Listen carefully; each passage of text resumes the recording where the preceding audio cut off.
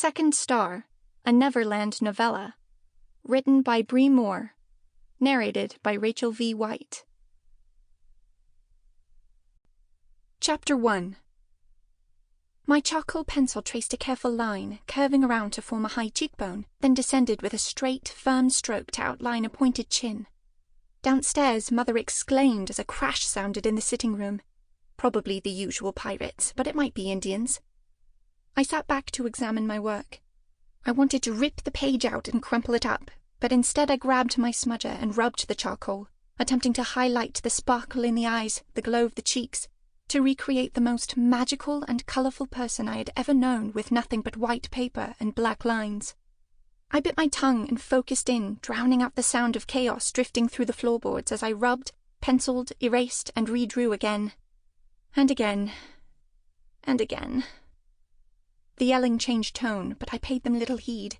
My face drew so close to the paper that I smudged my nose in the charcoal, but I didn't stop. Another line, another rub. I used my fingers, the oil on them making a different sort of line until I created the effect I sought. My heart galloped in my chest like horses out of the starting gate. I sat back again, unable to look away from the drawing. Almost. My breath caught in my throat. The thousands of lines and smudges had never come alive before, but in my first moment looking at this one, my heart started beating again, faster than the time I flew over London, faster than the time I was captured by pirates. As fast as the time I nearly kissed Peter Pan. If only I could be there again, chasing him amongst the trees, our world lit by laughter and fairy dust. "Wendy!" Mother shrieked. I startled and dropped my pencil.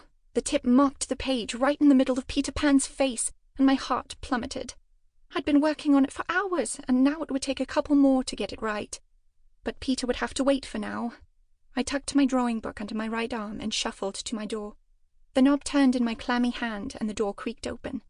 It was quiet in the house, the boys sent outdoors to continue their play. My footsteps thudded on the soft carpet in the hall. My fingers trailed along the curved wooden banister. If I didn't come down, they would come up. I might as well appease them, get it over with. I clutched my drawing book tight against my side, its presence comforting. My other hand reached for the hard lump under my dress against my chest, touching it to reassure myself. Mother hadn't found it yet, or if she had, she didn't question why I had an acorn-shaped brass button on a thread around my neck. My hands were still cold and damp with sweat. Every 2 weeks Dr. Carter visited. My hands shook and my chest seized while he asked me questions. "What happened that night? Who took you and your brothers? Where did you go?" I stopped answering them. Sample complete. Ready to continue?